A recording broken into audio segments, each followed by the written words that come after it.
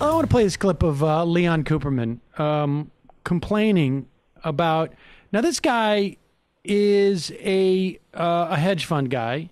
Is he a billionaire or a multi-billionaire? I want to know how much I should take him seriously. Okay, multi-billionaire. So I take him pretty seriously. Kind of a poor rich guy. He's a job creator.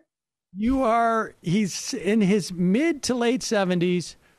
I can't imagine if I had, never mind $3 billion, never mind $1 billion. If I had if I had a net worth that had anything to do with an illion at the end of it, the idea that at age 77, I'm going on CNBC to cry about what's happening with GameStop just seems completely bizarre to me. But here he is. He's on CNBC. He is mad. Moving on the risk curve. Yeah. And one of these days, not today, not tomorrow, but one of these days, people are going to come in on the risk curve. And I think we have lots of issues to deal with. We have an enormous national debt to deal with. And basically, I don't think interest rates belong where they are. I mean, just think about it. We're borrowing tons of money, and taxes are likely to go up. You know, just listen to it. Right now, President Biden is tackling the easy things. All of us want to get the virus behind us, right? So anything he does to battle the virus is universally welcome. When he starts talking about raising tax on capital gains, raising tax on ordinary income, in a recent speech, he's talked about fair share. I hate that expression with a passion. What does fair share mean? I've said in your program numerous times, basically, I'm willing to work 6 months a year for the government and 6 months for myself, which means a marginal tax rate of 50%. You live in California, Connecticut, New Jersey, New York, you're already well past that, okay? And this fair share is a bullshit concept. It's just a way of attacking wealthy people, and, you know, I think it's inappropriate. We all got to work together and pull together. Well, and I think that's my view. Work together, pull together. Okay, work together, pull together. I think a lot of people would agree with that. I think there is a large cohort of people. I just want to say this. The chances that this guy is paying an effective tax rate of 50%, I would put somewhere around like 2%. Yeah, no. I'm not saying his effective rate is 2%. I'm saying the chances that he's paying 50%.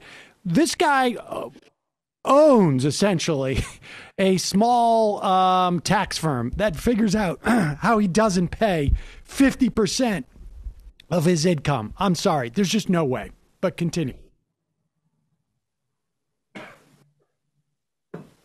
A large cohort of people who are tired of seeing the system not work for them. And this the system is not working for them. You know, it's the government has created the policy. You know, the government is inflating financial assets. Financial assets are not owned by everyone. They're owned by wealthy people. And the government is trying to get the money back from the wealthy people by raising marginal tax rates, by creating such a low interest rate environment. But look at it this way. If you're a 40% tax bracket, and I think you probably live in New Jersey, so you're probably over 50%. Wait, he kind of stumbled onto something we would hope would happen at the end there, but that's definitely not what's happening right now. This idea that, yes, the wealthy is getting too big of a piece of the pie, and so we're going to claw some of that back via taxes. Yeah, exactly. But he's not actually answering the question. I love the anchor trying to be like, but you see, hungry people exist in the world. And do you have, sir, empathy? Anyway, no, you see, the thing is, empathy is a college thing. You know, you throw that out along with, a couple of wives.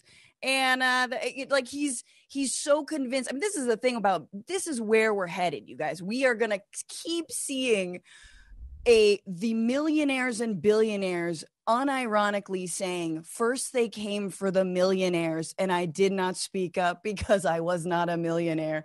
Then they came for the billionaires. As my good friend, comedian Nato Green says, and then everything was pretty much okay. Yeah. Once we come for them, we're good. But like it's always about attacks on the powerful. The persecution complex of billionaires is incredible when they get off, with, again, like you're saying, they're not paying 50% of their taxes or tax rate. In the viral clip we played yesterday, it was spliced together with him complaining that people were getting too much cash out the door because of this COVID stimulus stuff, which is the other interesting thing. Like, that he's using this as I wonder like how, because he voted for Biden. He said he voted against his pocketbook and with his heart. And I wonder if like this is what some Democrats are hearing from the big money people, like, hey, these people have too much money and they're threatening the markets. Yeah, Biden's going to be really tough on the market. Like, Biden is going to really crack down on Wall Street. I have zero faith that that's the reality. There's 2 points about that viral clip. One is, first off, it is impossible for a guy who has $3 billion in assets to be voting against his pocketbook. He can never know how much is in that pocketbook. That is $3 billion. It's such an abstraction. There is simply no way for him to expend that amount of money and be aware of it. So there's nothing that Joe Biden can do, essentially, that will change this guy's life in a material way whatsoever. We could take away 2/3 of his wealth and he would have $1 billion. And in a million years, he would, or I should say his entire life from age 77, or if he started at 0, would he ever be aware that he lost that $2 billion except for someone holding up a sign saying you lost 2 of your $3 billion? A, and B, the idea that the market is functioning this way, that this is a function of people getting checks because he read that one guy used his stimulus check to sort of, I don't know, invest in Nokia or whatever it was. The reason why the market is inflated like this is because of that CARES Act, where Treasury gave $500 billion as a backstop to the Fed. And the Fed essentially just said, we will backstop anything. We will give you corporate loans at 0% interest, all you can have, folks. This is basically an all-you-can-eat buffet. And the market just a day later was just back up and has stayed up. I mean, it's so disconnected from what's going on in the economy at this point. Yeah. And for this guy to complain about people getting a small check, it's unbelievable. Well, he's also complaining about the whole GameStop phenomenon, right? Because it's such an insular casino. It's not even a casino that anybody can get into, right? Like, they bar the doors if your net worth is under $1 million, if it doesn't have that alien. Exactly. And so, like, they're offended that their country club casino, the doors kind of got broken into, and some of the plebes were able to participate for a little bit and tanked their hedge funds that were driving down again. Like, they were shorting GameStop and stock to a point that it made their investing in GameStop toxic, because they were shorting over 100% of what GameStop was even worth stock-wise. So, like, they're allowed to do that, and regular people aren't allowed to participate in the market and, you know, maybe take a dip in the pool at the country club. It's a country club hybrid casino thing. This is my you know. No, I mean, that's what their floating tax haven will eventually be. I just can't wait for them to get to Mars. Like, why can we, like, if they just go, or if they just create their floating tax island, whatever, everything will be fine for us. We got this, you know. But I just use your take your $3 billion. If it's real, if it's not, take it and go. Jump on Elon's back and ride off to safety. I'm so sick of having to deal with their whining. But you're right. I mean, I think the GameStop stuff is great. My brain wants to ignore all of it because I'm like, I hate the stock market. It's all bad.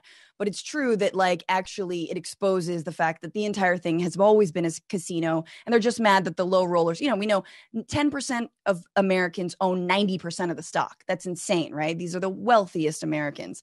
And now that a few, low rollers with $5 got to enter into their casino, they're mad. And so exposing the entire thing. Have we talked about Claire's, though? Because, like, I'm not convinced they're not at Mars already. I think that's where the laser is, actually. You would know, Sam. I mean, I hope I'm not speaking out of turn. I probably should have checked. Eventual email, Sam. I should have checked at the Brotherhood room before I. Folks, we're going to take a break and head into the fun half. And Emma and Francesca are going to hold down the ship because I am going to go and rest my neck or the back of my head. Yeah, Sam's a trooper. He's been in a lot of pain. Get, like, a lavender bean pillow. I can't do lavender. Yeah, no What? lavender. Lavender. That would be. That's scent. It's scented. I would drive You me know, I crazy. use a lavender soap. You've never noticed that in the studio, Well, I got right? the plastic right. tarp here. Oh, are you a Scents and Lotions lib? Yeah, Can you not? one of those guys. Oh no.